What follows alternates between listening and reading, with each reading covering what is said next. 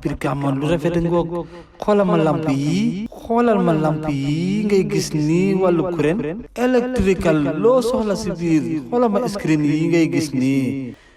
ak ay faana non faana yi rafet na faana yi neex na si ngelaw masha Allah Brikama faana yaa ngi nii xool leen lii ay ketul ak ay adopta batterie moto ay kasteri ñuy toggee ay flower masha Allah adopta xoolal ma sant xoolal ma rideau yi rideau yi nice na masha Allah xoolal ma armoire bi xoolal ma sant table bi xoolal ma flower yi yi décoration nice na xoolal ma flower yi nga xamante ne ni dafay tàkk day leeral néeg masha Allah boo ko dugalee sa biir saal xale yi kontaan jigéen ñi kontaan xoolal ma moquette yi yi moquette musuma koo gis ndeke am na Gambia xoolal ma bii armoire bi nga xamante ne dañ siy teg télé masha Allah MD daal xoolal ma sant table yi nii xoolal ma toogukaay bi ngay gis nii bii toogukaay de wax dëgg yàlla war naa ci am xoolal ma décoration bi ngay gis nii MD Shop nekk si Brikama High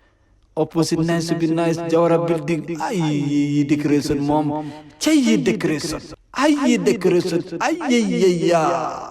yi décoration yi sant table bi ngay gis bi sant table ku ko teg sa saal xoolal ma flower yi xoolal ma décoration bi ngay gis nii lii yëpp MD Shop moo leen ko amal xoolal ma armoire yi xoolal ma plate décoration yi seet dafa tàng di lakke MD Shop daw leen dem si MD Shop képp ku soxla lu mel nii si MD Shop rek nga ko mën a amee si diwaanu Brikama ak li ko wër si Gambia mu ngi nekkee si opposite GPTC building bu es boobu noonu da ngay ñëw si suuf ak ci kaw façon décoration boo soxla boo demee MD Shop xoolal ma flower yi xoolal ma sant table yi nii xoolal ma faana bi xoolal ma ngegenaay yi jëla ma montor yi nga xam ne dafa ànd ak seetu masha Allah dañ koy wekk sa néeg nga àndam mu xoolal ma yeneen yi jëlal ma lii yëpp MD Shop képp koo xam ne nii rek bëgg nga